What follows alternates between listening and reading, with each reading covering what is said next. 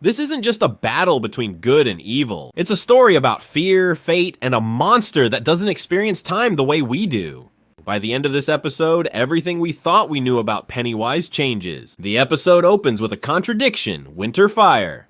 A title pulled from Ben Hanscom's poem in it, Chapter 1, originally meant to describe Beverly Marsh's hair, now repurposed into something far more sinister.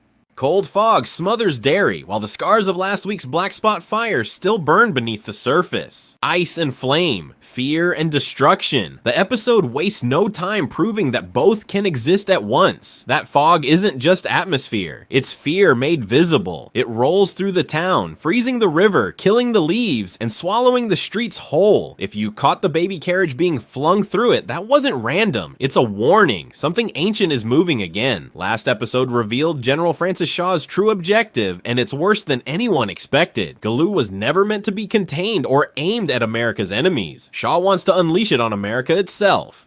In his eyes, the country has lost its way, and fear is the only force powerful enough to restore order, and nothing inspires fear quite like a child-killing clown. Shaw knows exactly what he's dealing with. In 1908, he encountered Galoo in the form of the Skeleton Man. The same night, the entity abandoned Bob Gray and prepared to become Pennywise. That smell never left Pennywise's memory. Fear doesn't fade for him, it lingers. The fog makes its purpose clear. Pennywise feeds on fear, and this is the perfect harvest. Not panic, not terror, fear at just the right temperature, enough to savor.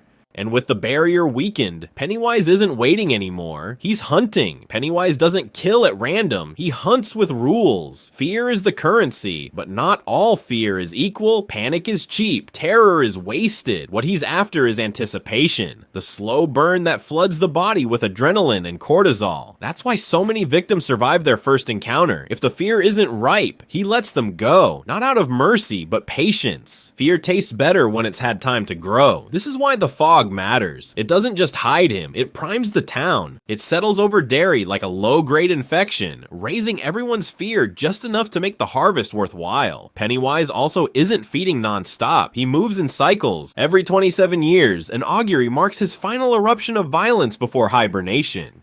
The Black Spot, the Bradley Gang Massacre, the Kitchener Ironworks Fire. Each one is a crescendo, a last indulgence before he sleeps. This time, that cycle was already complete. Pennywise should have been dormant, but something broke the system. Long before Derry existed, a comet fell to Earth, carrying Galoo with it. The entity fed on animals at first, but that was never enough. When humans arrived, everything changed. Fear gave Galoo strength, and strength meant expansion. The indigenous tribes understood this quickly. They didn't fight it, they starved it. 13 fragments of that comet were buried around the land, forming a cage. Individually, the pillars meant nothing. Together, they turned the earth itself into a conductor, sealing Galoo inside Derry. That's the rule everyone misses. The cage only works if all 13 remain intact. Destroy one and the circuit fails. Not partially, completely. One broken pillar is all Pennywise needs to escape. And kids are perfect. They imagine more. They fear deeper. They believe what they're shown. Pennywise doesn't just scare children. He lets them scare themselves. By the time he strikes, the fear has already done half the work for him. With a pillar destroyed and the town already primed, Pennywise isn't breaking the rules anymore. He's exploiting them. This is where the episode stops being a horror story and becomes something much stranger.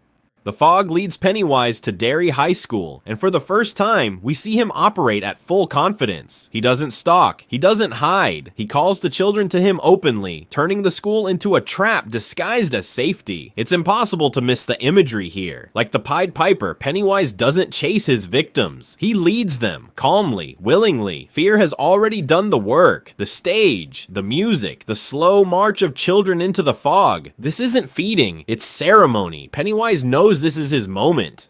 With the barrier weakened, this march isn't just about hunger, it's about freedom. Then comes the reveal that recontextualizes everything. When Pennywise speaks to Marge, he doesn't call her by name. He calls her Margaret Tozier. Not a threat, a statement of fact. In that instant, the show quietly tells us that Pennywise doesn't see people as they are, he sees them as they will be. Margaret isn't just a girl in Derry, she's the future mother of the man who will help destroy him.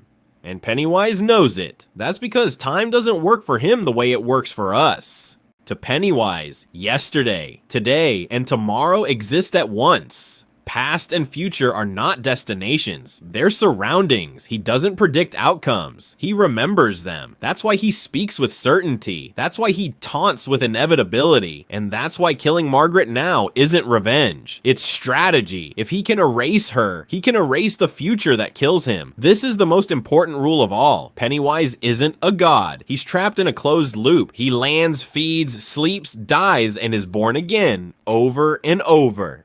He knows the ending, but he can't change it. And that's the real horror. Absolute knowledge with zero control. The children think they're fighting to change the future. Pennywise knows they're only fulfilling it. What Pennywise reveals here isn't just foresight, it's imprisonment. He exists inside a closed time loop. There is no true beginning and no true end. The comet falls. He feeds. He sleeps. He is defeated, and then he is born again to repeat the same cycle. To Pennywise, these events don't happen in order. They coexist. His memories aren't linear, they're layered. That's why he can recognize people across decades. That's why he never forgets a smell. And that's why the future feels so close to him. He's already lived it. This idea is summed up in a concept Stephen King uses again and again. Ka is a wheel.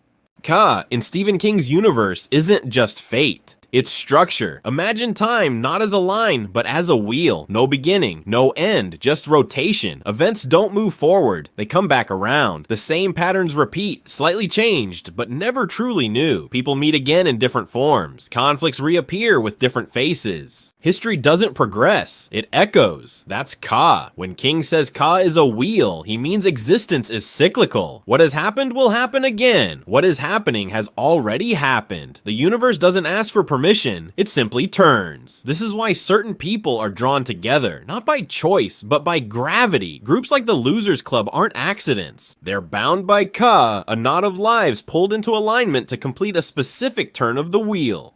Once that purpose is fulfilled, the wheel keeps spinning. Pennywise understands this better than anyone. He doesn't experience moments. He experiences rotations. He remembers every pass of the wheel, every version of the same struggle. To him, the past isn't gone and the future isn't coming. They're both happening right now. And that's where the cruelty lies. Because knowing Ka doesn't grant freedom, it removes it. Pennywise can't step off the wheel. He can't change direction. He can only move through the same cycle again and again, feeding, sleeping, awakening, dying, fully aware that every action he takes is something he's already taken before. That's why he isn't a god. A god exists outside the system. Pennywise is trapped inside it. He's powerful, but confined. Omniscient in moments, but powerless in outcome. He knows the children will rise against him, not because he's seen the future, but because he's seen this rotation before. Every time he tries to cheat the wheel, he proves it stronger. That's what makes him tragic instead of divine. And that's what makes this reveal so devastating. Pennywise isn't the master of fate. He's one of its prisoners. The wheel doesn't stop. It only turns. With Pennywise stalled by Dick's illusion of 1908, the final pieces fall into place. The dagger reaches the Deadwood Tree, reconnecting with the buried pillars. Light ripples outward through the earth, reforming the cage. Pennywise fights it, tearing through his own forms in desperation. But the moment passes. His essence collapses inward, forced back into the sewers, trapped once more inside Derry. For now, the wheel completes its turn. The fallout is quieter, but no less heavy. Loss settles in. Grief lingers. Marge's eulogy reframes the season's core truth. Friendship isn't about popularity or survival. It's about who stays with you when fear takes everything else away. The kids don't walk away unchanged, but they walk away together. Dick does too. For the first time, he isn't just surviving his gift, he's choosing what to do with it. The shine no longer isolates him, it connects him. Then the story jumps forward. 26 years pass. It's 1988, just before the events of it, Chapter 1. Juniper Hill hasn't forgotten, even if Derry has. An elderly Mrs. Kersh paints quietly, recreating an image from her past. Herself as Periwinkle, reaching for her father. A scream interrupts the moment. Down the hall, Alfreda Marsh has taken her own life. Beverly, still a child, tries to comfort her father and is pushed away. A wound that will define her future. Mrs. Kersh delivers the line she's spoken before, and will speak again. No one who dies in Derry ever really dies. And now that line lands differently, because we know she was there. We know she witnessed this moment.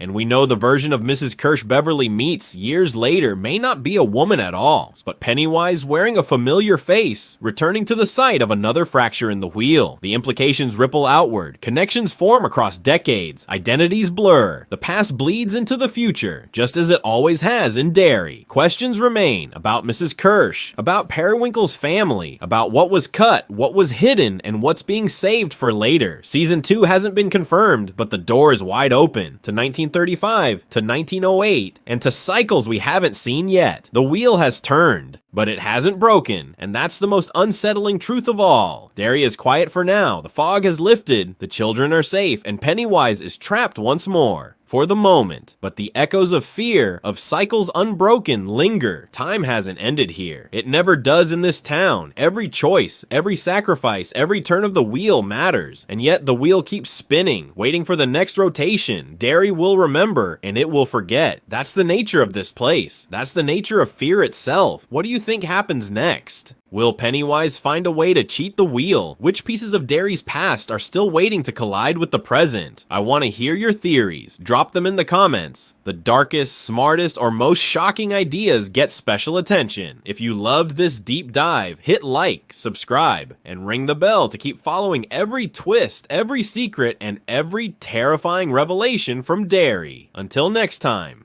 Remember, in Derry, no one who dies ever really dies, and Daddy's always watching.